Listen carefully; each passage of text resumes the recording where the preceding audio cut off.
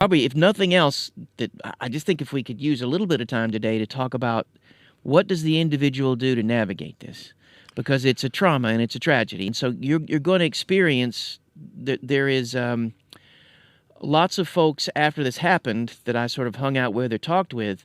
They felt a sense of that this is the beginning of something horrible, that something is happening that they have no control over, and it's only going to get worse. So there was this out of control. There was first the initial shock and horror of an event like this, and then the feeling like, uh-oh, what's going to happen next? Right. But now you're talking about the individual has to really manage this Mm-hmm. and understand it and make sense out of it for themselves. And I'm not sure that we're ready. I'm sorry, but sometimes I have my doubts about whether people have enough critical thinking.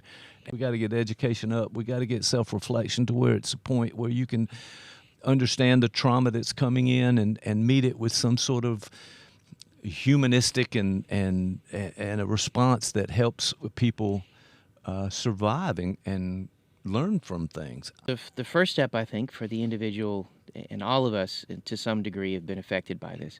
I think the first step is, we say it in our biz, right? You got to name it to be able to tame it. So the first goal is to say that this is horrible, and so the goal might be just the initial is to survive it. Give it a name, to say, okay, this is, and maybe give yourself permission to have all sorts of feelings around this, or being insensitive to other folks' experience of an event like this, come from their inability to be able to give themselves to permission to feel what they feel, feelings, instead of allowing them to be able to give them a name and experience them. So I think that's the first step.